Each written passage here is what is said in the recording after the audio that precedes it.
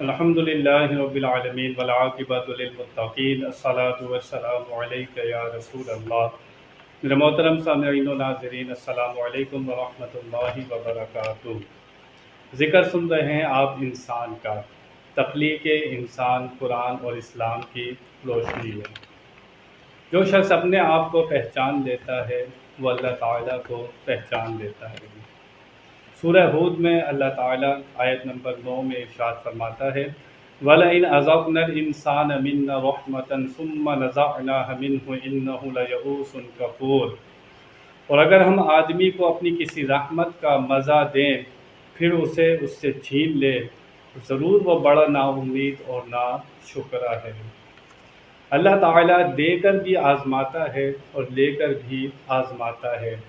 جب مزے کے دن ہوتے ہیں، نعمتیں مل رہی ہوتی ہیں، جب تو بڑا اللہ کا شکر ادا کر رہا ہوتا ہے، لیکن جب اللہ تعالیٰ کسی نعمت کو اس سے چھین لیتا ہے تو پھر وہ ایسا نا امید اور ناشکرا ہو جاتا ہے کہ رب تعالیٰ کو پہچانتا ہی نہیں ہے، بھول جاتا ہے، شکوہ کرتا ہے، شکایت کرتا ہے۔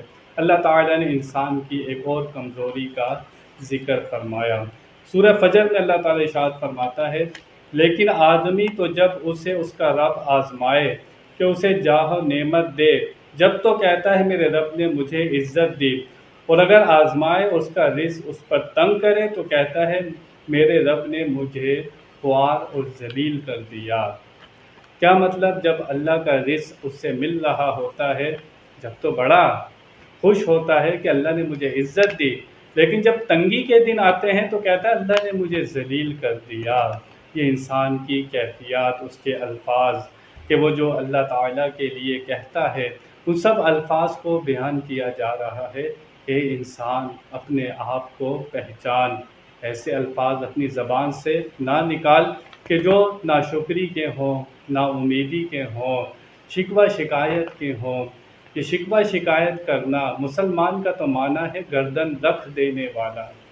اللہ قرآن میں فرماتا ہے کیا لوگوں نے یہ گمان کر لیا ہے اتنی سی بات پر چھوڑ دیے جائیں گے کہ ہم ایمان لے آئے، کیا ان کی آزمائش نہیں ہوگی؟ اللہ نے واضح فرما دیا کہ جو ایمان لے کر آیا ہے اس کی سخت آزمائش بھی ہوگی۔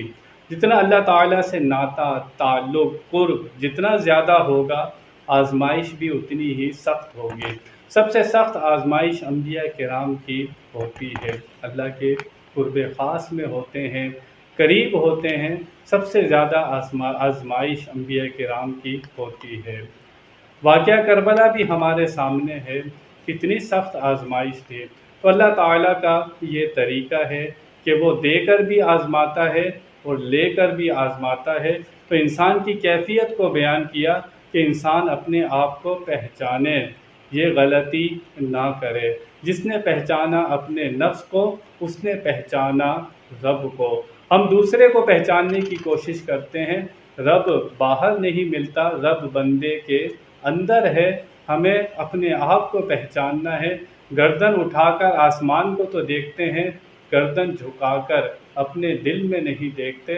ہمیں اپنے آپ کو، اپنی کمزوریوں کو دور کرنا ہے۔ تو اللہ تعالیٰ نے یہاں پر ان تمام کیفیات کا ذکر فرمایا۔ اللہ تعالیٰ ہمیں سمجھنے کی توفیق عطا فرمائے۔ وآخر دعوانا ان الحمد للہ رب العالمین۔